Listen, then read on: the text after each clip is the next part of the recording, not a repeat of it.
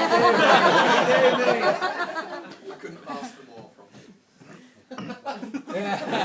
To be fair, I could have asked you to stay up past 9 o'clock on the stack. It's clear for everybody to see that buying 16 tickets in Copenhagen took it out of you. So, before I hand you over to Dan, which I'm looking forward to, he has a tendency to live in a slightly delusional world. As I'm sure a lot of you will know. So, take what he says with a pinch of salt.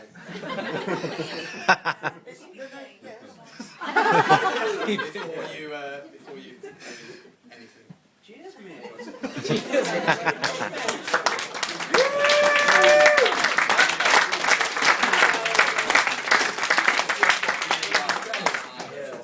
Brilliant. Right, that's enough for me. It gives me, it's good to stop it. It gives me great pleasure to hand you over to my best man, Dan.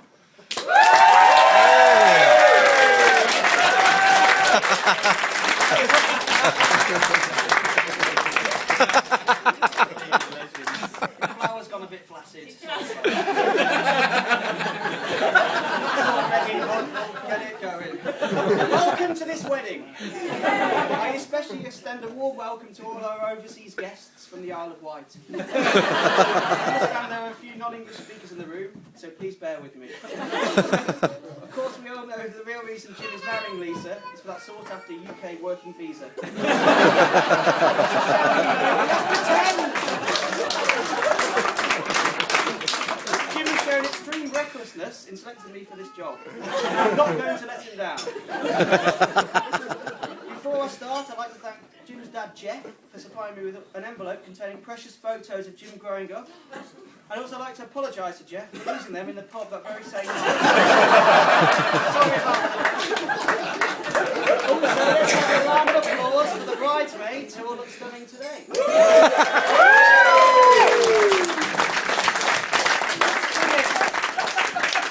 I first met Jim in our first few days at university in Taunton on our course, the BA Honours Graphic Design and Horticulture.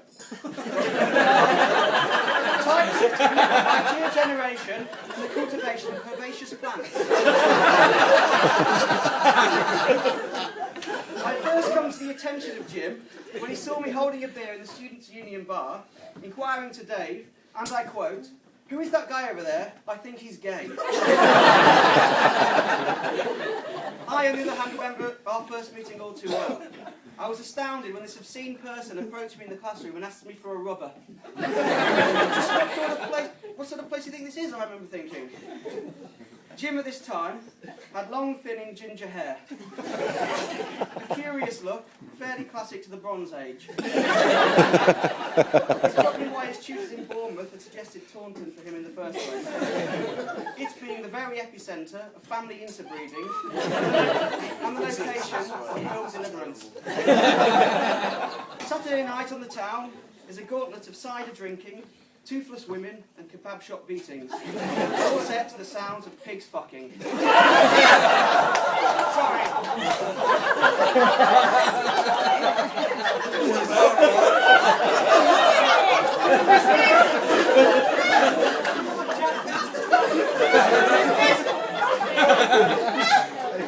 In other words, a perfect place for our Jim. I'm asked to explain how I found myself cast into this dark world.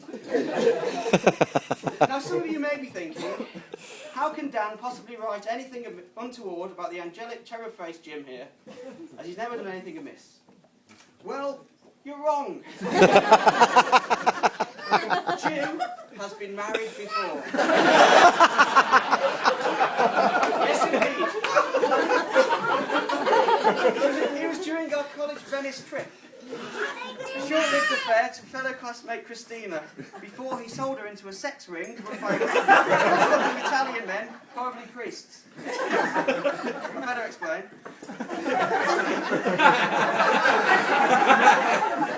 We were posing in a bar one evening when our chivalrous groom here was approached by a scruffy fellow who asked, "Excuse me, sir, is that your wife?"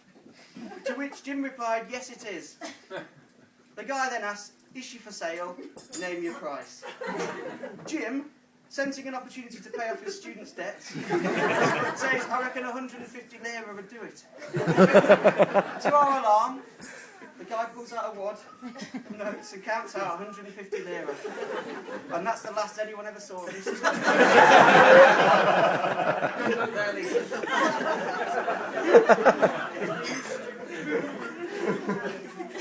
We shared a flat together in those days, an oddball team of Dom, Jim, Sam and myself. Jim's hobby at the time was growing herbs. Thyme,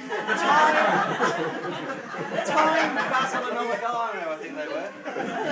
Funny, but I never really saw him cooking with any of them.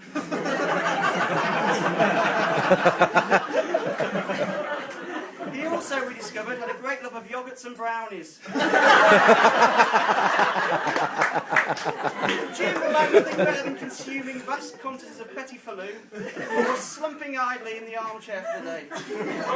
He was filled with delight and awe while staring at the lava lamp. He became quite anxious and apprehensive when leaving the premises.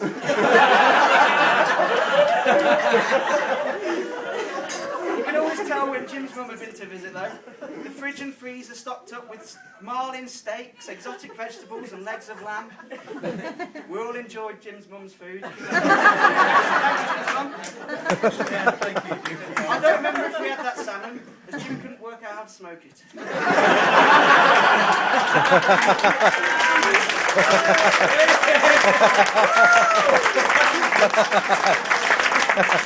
However, this rich diet and basil-induced lethargy all contributed quite horribly in 2000 to the year of the fat back.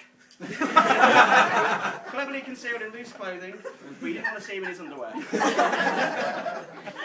I remember fondly our one and only fight occurred in this house. I'd been teasing Jim about something, I forget what. I probably badmouthed his favourite oregano-flavoured Unken Moose. When all of a sudden across the room shot a wild-eyed beast of vengeance. Jim, using some unknown WWF hold, pinned me to the armchair by his groin. Using his privates as a weapon was one I would not have expected. To this day, I'm not sure how I managed to become trapped, slowly losing consciousness between Jim's romantic area. Let that be a lesson to anyone thinking of messing with him. I've not thought of Macho Man Randy Savage the same way since.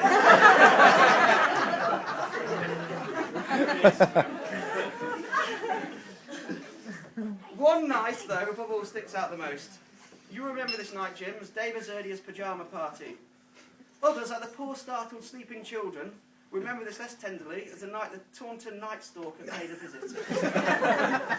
Seen here in the Taunton Times.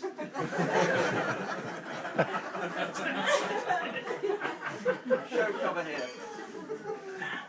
We spent a pleasant evening at the party, Jim in his stripy Matalan pyjama set, and me dressed as an old lady in a nightie, wig and slippers. It was only when we got back home that things began unravelling, as we realised that none of us had our keys after Dom had bailed out early taking the only set.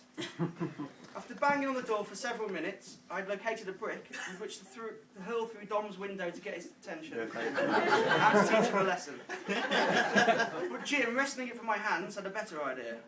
I would give him a bunk up onto the wall between the terraced houses, where Jim would crawl across the sloping roofs and drop down into our garden to get in through the back window we hoped to have left open. A long shot, yes. All was going to plan as I lifted Jim onto the wall and he disappeared from sight, telling me to keep quiet so he wasn't spotted. It was going well until it suddenly dawned on me that I was left alone, dressed only in a nightie and slippers in the middle of the night. And in the distance I suddenly saw a group of men who I deduced would probably attack what they considered a dangerous pervert. Jim, help! Help! I cried. This only succeeded in waking the children next door, whose lights came on, illuminating Jim in the dark, prowling outside their window ledge. Jim froze in terror, back against the wall in the pyjamas. He eventually escaped and breaks into our flat and lets me in. It's only when we get into Dom's room that we discovered the reason he failed to answer the door was that he'd somehow knocked himself out on the shelf and was laying on the carpet, bleeding from the forehead, his face in a bag of Wotsits.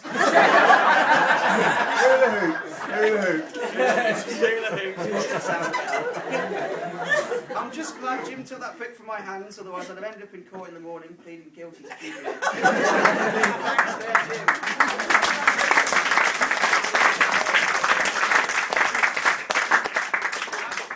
After uni, we both moved to London. Jim settling 8 months before me, but it wasn't long though before he was up to his old fancy dress tricks. He jumped into a Blue Dog party, hoping as a chimney sweep. And not wanting to look foolish or anything on the way home, Jim decided to go back to the office and get changed. However, he failed to grasp that he was in no condition to undress himself. After pulling down his pants, Jim promptly passed out under a desk. I believe sprouts out is the technical term. Testicles exposed. Imagine the surprise of Jim's colleagues arriving in the studio in the morning, not expecting ginger nuts with their morning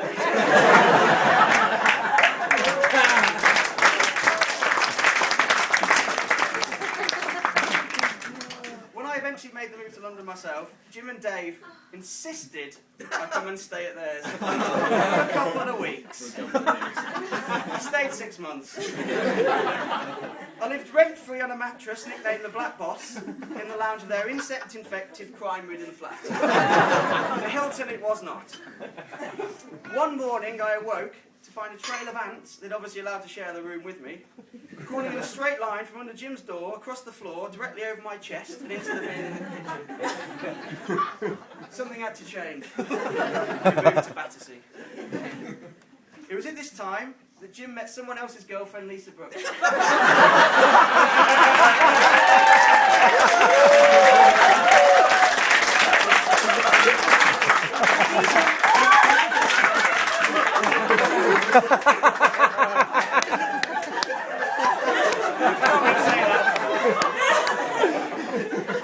These are red-hot, sizzling, sultry days for both of them.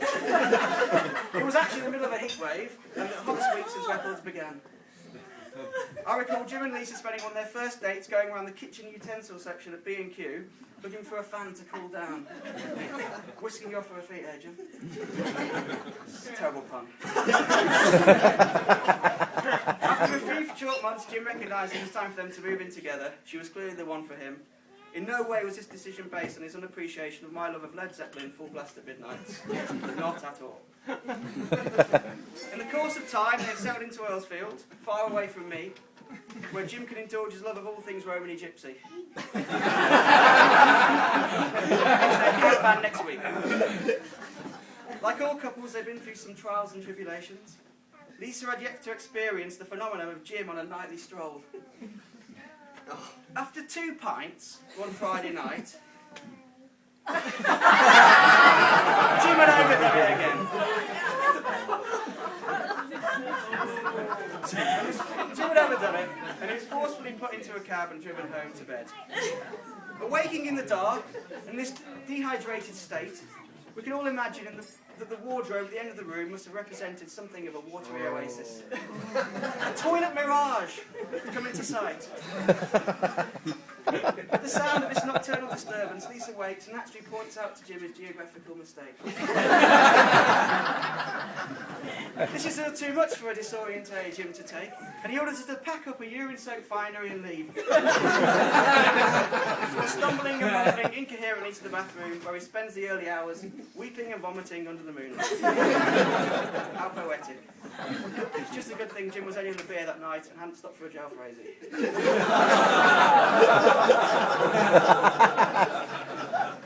On a serious note, Jim is a true friend, always reliable. We've had some great times over the years taking the piss out of each other, and I look forward to many more. Jim couldn't have been luckier to find Lisa. They're perfect for one another. Everyone can see they make a brilliant couple. Before we all took into our food, and Jeff gets his cat burger at last.